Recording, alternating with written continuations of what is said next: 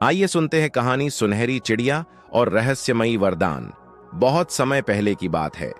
एक समृद्ध राज्य था, सुवर्णपुर। वहां के राजा विक्रम सिंह न्यायप्रिय और प्रजा के हितैषी थे। लेकिन एक समस्या थी। राज्य में सुख संपत्ति होते हुए भी लोग असंतुष्ट रहते थे। कोई मेहनत नहीं करना चाहता था, बस राजा से और सुविधाएं पाने की इच्छा रखता था। एक दिन राजा शिकार पर गए। जंगल में उन्हें एक सुनहरी चिड़िया मिली जो चमक रही थी। वह बोल पड़ी, राजन, मैं एक जादुई चिड़िया हूं। यदि आप मुझे आजाद कर देंगे तो मैं आपको एक रहस्यमयी वरदान दूंगी। राजा ने कहा, ठीक है, मैं तुम्हें मुक्त करता हूं, लेकिन पहले मुझे वरदान के बारे में बताओ। चिड़िया बोली, मैं तुम्हें एक सोने की वर्षा करने वाली जादुई घंटी देती हूं। जब भी तुम्हारी प्रजा इस घंटी को बजाएगी, सोने की बारिश होगी।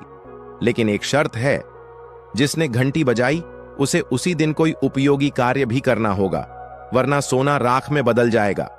राजा को यह वरदान बहुत अनोखा लगा। उन्होंने खुशी खुशी चिड़िया को मुक्त कर दिया और घंटी को महल में स्थापित कर दिया। घंटी की खबर पूरे राज्य में फैल गई। लोग आते, घंटी बजाते और सोने की बारिश देखते। लेकिन जब वे आलस्य में रहते और कोई कार्य नहीं करते तो सोना राख बन जाता। धीरे धीरे लोगों को एहसास हुआ कि यदि वे मेहनत करेंगे तो ही उनकी संपत्ति टिकेगी।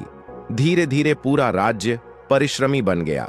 किसान अधिक फसल उगाने लगे, व्यापारी ईमानदारी से व्यापार करने लगे और कलाकार अपने हुनर को निखारने लगे।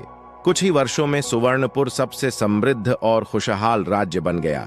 राजा की सीख राजा विक्रम सिंह ने प्रजा से कहा, यह घंटी कोई जादू नहीं थी, बल्कि हमें यह सिखाने का माध्यम थी कि असली सोना हमारी मेहनत है।